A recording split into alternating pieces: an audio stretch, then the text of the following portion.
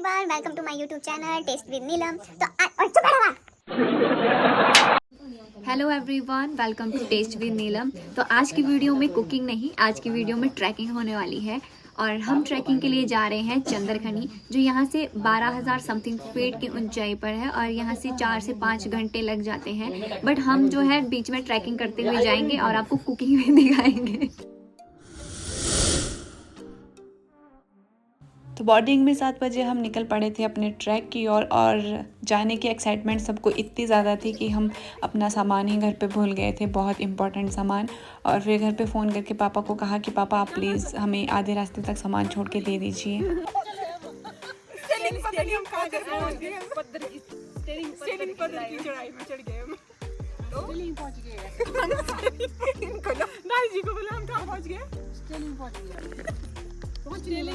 घर से कुछ किलोमीटर की दूरी पर निकलते ही हमें फील होने लग गया था कि हम कितने ख़तरनाक जंगल में आ गए हैं। बट यहाँ से आगे का ट्रैक तो इससे भी ज़्यादा मुश्किल था, बट मज़ेदार है। और यहाँ पर हमने अपनी बॉटल्स भरी थी, जो हमारे पहाड़ों का नेचुरल पानी है। हेलो गाइस, यहाँ देखिए, अब हम लंच करने के लिए बैठे हैं।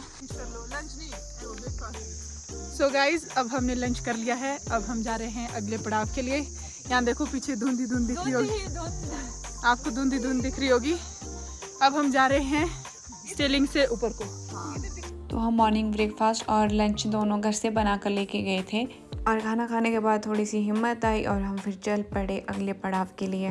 3, 2, 1। तो गाइस, अभी हम जितना यहाँ तक पैदल चलकर आए हैं, इतना ही डिस्टेंस अभी ऊपर टॉप पर जाने के लिए रह गया है। तो देखते हैं अभी वहाँ तक हम कैसे कैसे पहुँचते हैं, रेंगते उठते गिरते पड़ते।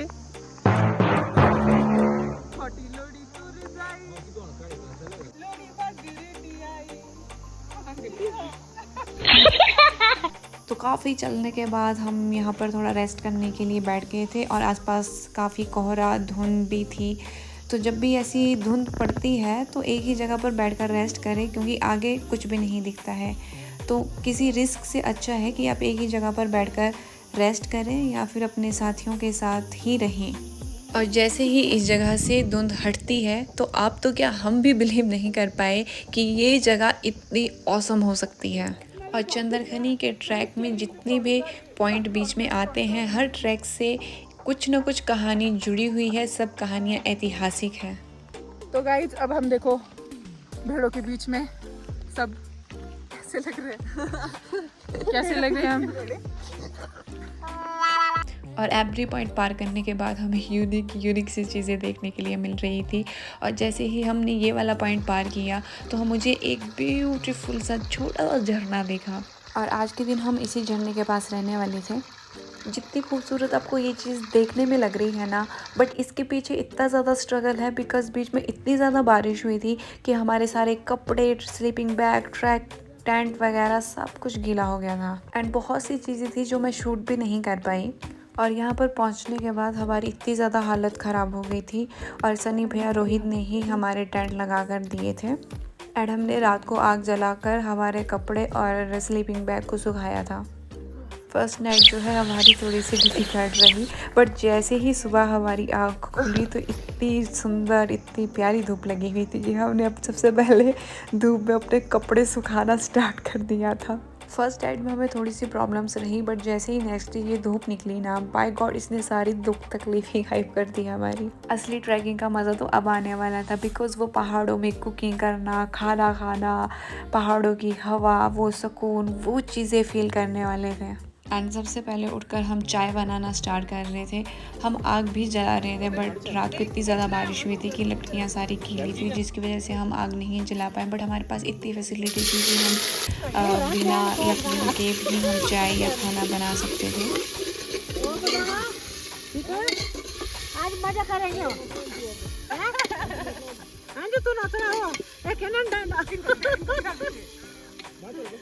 ठीक है, हम नाचेंगे ऐसे करके, नाचते जाते रहो ना, खो गा दे। हमने पूरे पहाड़ों में इतने कपड़े फैला के रख दिए थे क्योंकि हमारे कपड़े बहुत गीले थे और यहाँ पर कब बारिश हो जाए कुछ भी पता नहीं चलता। और हमने पहाड़ों में कुकिंग की, खाना बनाया, मस्ती की, बहुत मज़ा आया। एंड हमने डिसाइड किया था कि हम मॉर्निंग का ब्रेकफास्ट करने के बाद हम सबसे पहले जो है लकड़ियाँ इकट्ठा करके लेके आएंगे।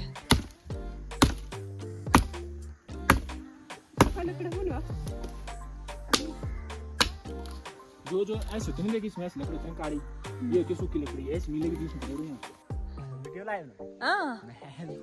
यहाँ हम लकड़ियाँ तोड़ने आए थे क्योंकि यहाँ पर जो है लकड़ियाँ बहुत मुश्किल से मिल रही है, सूखी वाली। रात को हमें कैंप फायर करना है, रात को हमें कैंप फायर करना है आज, तब हमें लकड़ी की बहुत जरूरत पड़ेगी। ऊपर से हमें दाल चावल खाना भी बनाना है। तो सूखी लकड़ियाँ यहाँ पर तो क्योंकि रात भर बारिश हुई थी तो सूखी लकड़ियाँ तो मिलना मुश्किल है, इसलिए हम थोड़ा सा यहाँ पर आए थे, जंगलों में घुसे हुए हैं।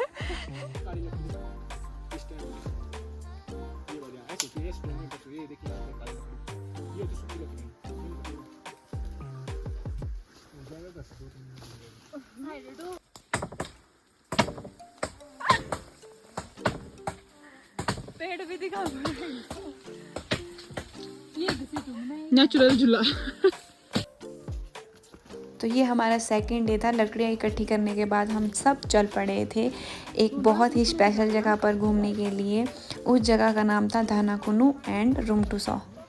चंद्रखनी का ट्रैक हमारा 20 भादों के 2 दिन पहले का बना हुआ था और मेन मकसद ये भी यहाँ पर आने का है कि हमारे पहाड़ों में जितने भी तीर्थ स्थान होते हैं 20 भादों के दिन यहाँ पर स्नान करने से हमारे जो जितने भी दुख तकलीफ बीमारियाँ जितनी भी चीज़ें होती हैं वो सारी ख़त्म हो जाती है। तो ये हमारा टेंट था जहाँ पर हम रह रहे थे और हम इतना ज़्यादा पहाड़ पर पहुँच चुके थे और काफ़ी ऊपर जाने के बाद हम एक ब्यूटीफुल से प्लेस पे पहुँचे थे और हम बिल्कुल ही टॉप पर खड़े थे।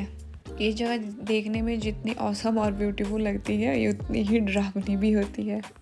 एंड हम पहुँच गए थे धानाकुनू वाली जगह पर। एंड कहते हैं कि पहाड़ों पर आने से जो है जड़ी बूटियाँ लग जाती है और ये बात सच भी है, मेरे साथ भी कुछ ऐसा ही हुआ था। तो जब भी ये चीज़ें होती है तो हमारी बॉडी भी फील करने लग जाती है। बहुत ही कॉमन होती है तो इसमें घबराने वाली कोई भी बात नहीं होती। हम इतने ऊपर टॉप पे आ गए हैं ना, हमें खुद डर लग रहा है यहाँ पे चलने के लिए। थोड़ी आगे हो जाइए। बहुत ही खतरनाक।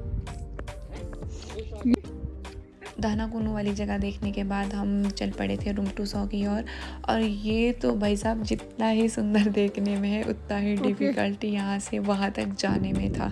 काफ़ी ऊंचाई पर पहुँचने के बाद हमें कुछ गांव दिखने लग गए थे तो ये काफ़ी जूम करके मैंने कवर किया है इस चीज़ को। और हमारे कुल्लू मनाली के पहाड़ों में इतनी जड़ी बूटियाँ हैं जिसकी इतनी सारी दवाइयाँ मिलती है। हमें यहाँ पर शुगर की मेडिसिन मिली, स्टोन की मेडिसिन मिली और बहुत सारी ऐसी मेडिसिन है जो यहाँ पर पहाड़ों में ही मिलती है।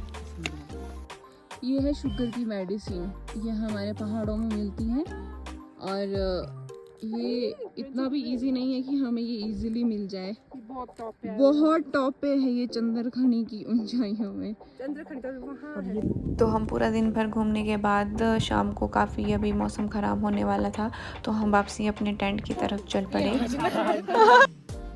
गाइस देखो मैं से आग जला रहे हैं, आप भी जलाते हैं ऐसे आग।